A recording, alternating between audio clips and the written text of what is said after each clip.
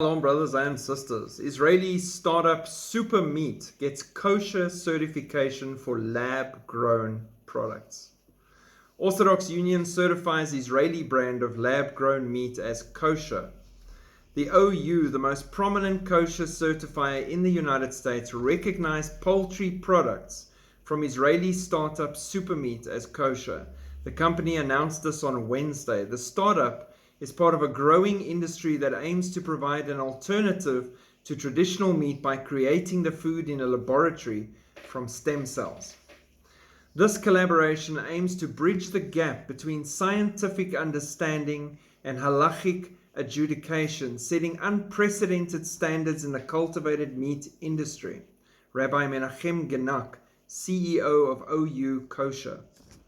The process of certifying lab-grown meat, a years-long quest for Supermeat, demonstrated the complexity of applying Judaism's age-old dietary laws to a culinary landscape where the range of foods and how they are produced is expanding rapidly. From lab-grown meat to plant-based alternatives and more. It may also represent another increase in the number of products kosher consumers can take off supermarket shelves. As with regular chicken, the OU has certified the lab-grown variety as kosher, meaning it can't be eaten with dairy products. That separates it from recent plant-based meat alternatives, such as Impossible Foods and Beyond Meat, whose products are certified as parev, neither meat nor dairy, meaning they can be eaten with all kosher foods. Plant-based meat has provided a pathway for observant Jews to eat imitations of some non-kosher food, such as cheeseburgers or pizzas with meat toppings. Supermeat will not offer those kind of possibilities.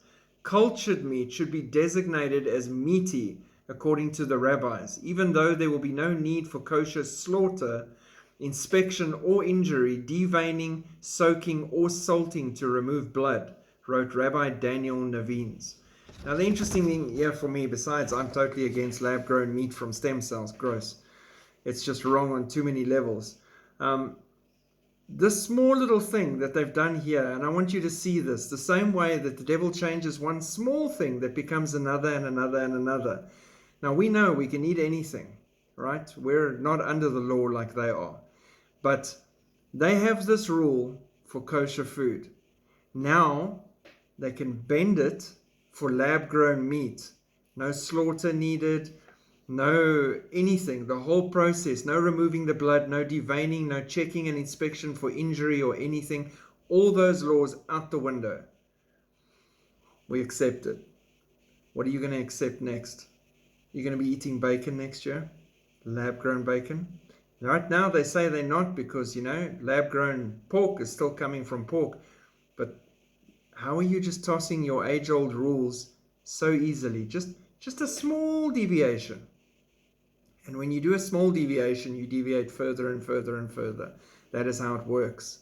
That's why we hold on to the whole Word of God and we follow what the Lord laid out for us, and we don't deviate. You don't throw anything out or change things. You don't adapt to things like lab-grown meat, the coming mark of the beast, all these things, accepting all religions as different roads leading to the same God.